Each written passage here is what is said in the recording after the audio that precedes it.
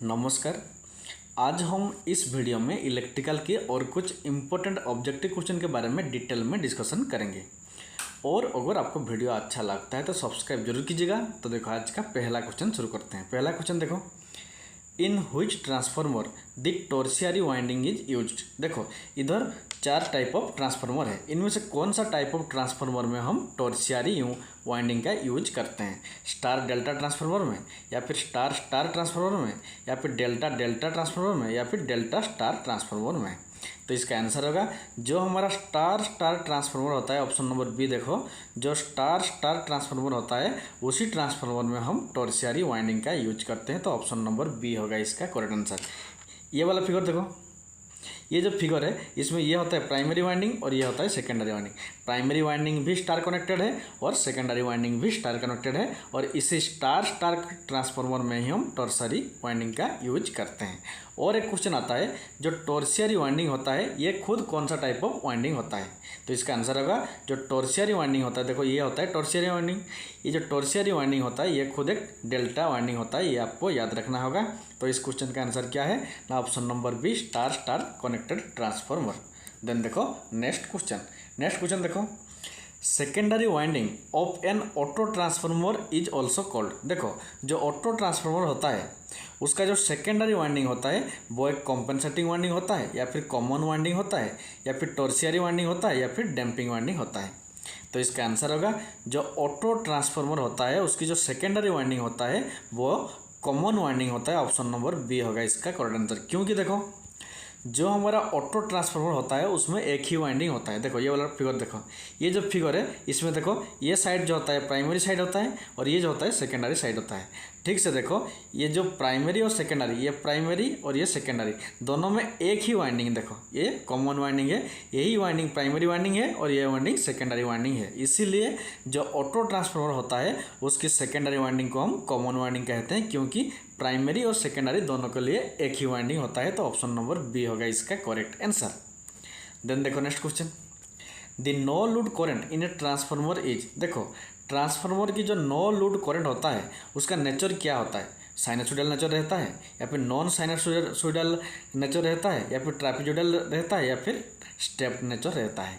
तो इसका आंसर होगा जो हमारा ट्रांसफार्मर की जो नो लोड करंट होता है वो हमारा साइनसोइडल नहीं रहता है, नॉन साइनसोइडल होता है। तो ऑप्शन नंबर बी होगा इसका करेक्ट आंसर। ये वाला फिगर देखो, ये ट्रांसफार्मर है, ये ट्रांसफार्मर की प्राइमरी वाइंडिंग और ये होता है सेकेंडरी वाइंडिंग। जिस ट्रांसफार्मर की सेकेंडरी वाइंडिंग में कोई भी लोड नहीं रहता है उस ट्रांसफार्मर की प्राइमरी वाइंडिंग जितना करंट फ्लो करता है उसको हम क्या कहते हैं? नो लोड करंट कहते हैं। मीन्स जब ट्रांसफार्मर में कोई भी लोड नहीं रहता है, सेकेंडरी वाइंडिंग में कोई भी लोड नहीं रहता है, उस कंडीशन में जितना करंट प्राइमरी वाइंडिंग फ्लो करता है उसको ही क्या कहते हैं? No load current. और ये जो नो लोड करंट होता है ये हमारा नॉन साइनसोइडल नेचर होता है। तो ऑप्शन नंबर बी होगा इसका करेक्ट आंसर।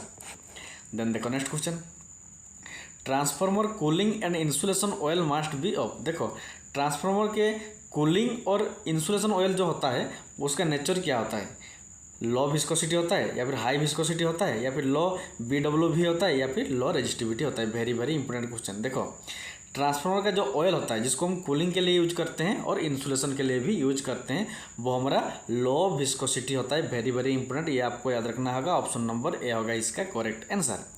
देन देखो next question, single phase transformer can be used in parallel when only when there voltage are. देखो जब हम दो सिंगल फेज ट्रांसफार्मर को पैरेलल में कनेक्शन करेंगे तब उनका जो वोल्टेज होता है वो इक्वल होता है, या फिर अनइक्वल होना चाहिए, या फिर जीरो होना चाहिए, या फिर नॉन ऑफ दिस। तो इसका आंसर होगा जब हम किसी दो सिंगल फेज ट्रांसफार्मर को पैरेलल में कनेक्शन करेंगे तब उन दोनों का जो वोल्टेज होता है वो इक्वल मीन्स बराबर होना चाहिए। ऑप्शन नंबर ए होगा इसका करेक्ट आंसर।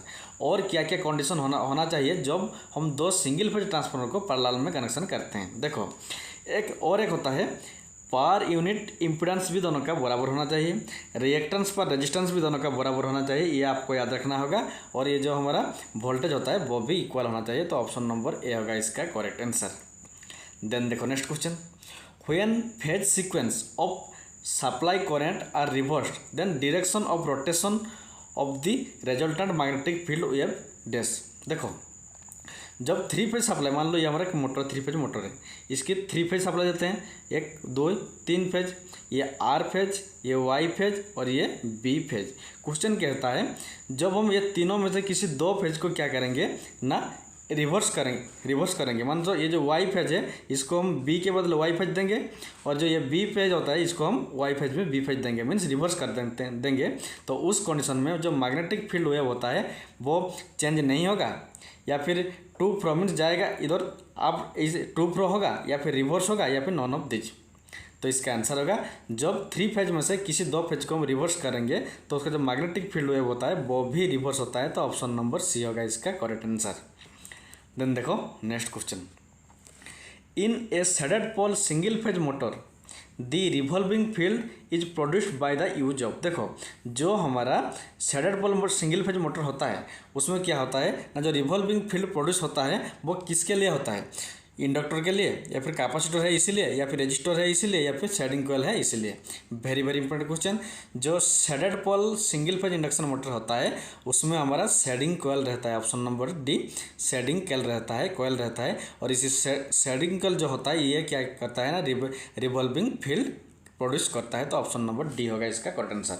ये वाला फिगर देखो, ये होता है हमारा shaded pole single phase induction motor. देखो इसमें ये एक फेज है और ये नीचे और एक फेज है, ठीक से देखो। मान लो ये जो फेज है इस फेज में देखो ये छोटा सा जो है ये होता है शेडिंग कॉइल, शेडिंग कॉइल लिखा है ना, देखो ठीक से। ये जो शेडिंग कॉइल है ये जो ब्लैक वाला आता है ये शेडिंग कॉइल होता है, और इसी का काम क्या होता है ना, ये रिवॉल्विंग फील्ड प्रोड्यूस करता है। तो ऑप्शन नंबर डी होगा इसका करेक्ट आंसर।